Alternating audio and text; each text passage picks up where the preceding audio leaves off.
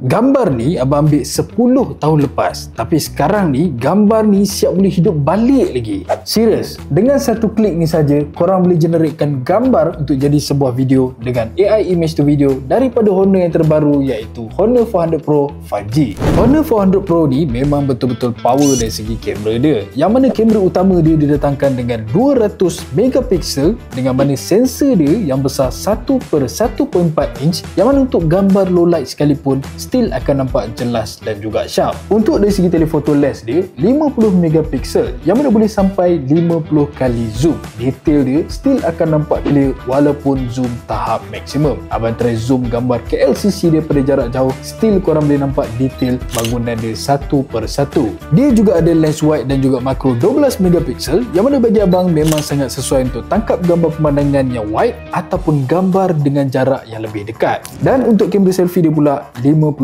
megapiksel. Lepas tu Honor siap guna lagi portrait algorithm dia yang mana kulit akan nampak lebih soft tapi nampak lebih natural. Dan yang paling excited sekali adalah Honor 400 Pro 5G ni didatangkan dengan bermacam-macam AI yang menarik, yang mana abang tak perlu nak install app third party pun, semua dah ada dah. Sebagai contoh, kalau abang nak padamkan orang dekat gambar belakang abang akan gunakan AI Eraser 2.0. Ataupun kalau abang nak tukar background dekat gambar abang ni, abang akan gunakan AI Cutout.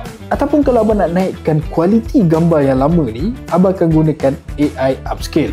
Dan highlight yang paling abang suka sekali adalah AI Image to Video. Contohnya macam ni gambar lama abang dulu masa kecil-kecil. Abang guna satu features ni saja, gambar tu terus bergerak balik. Nampak macam hidup je gambar tu. Kamera flagship, AI editing built-in dan semua tu abang boleh buat dalam satu phone ni sahaja iaitu Honor 400 Pro 5G yang terbaru. Jadi korang rasa macam mana? Padu tak?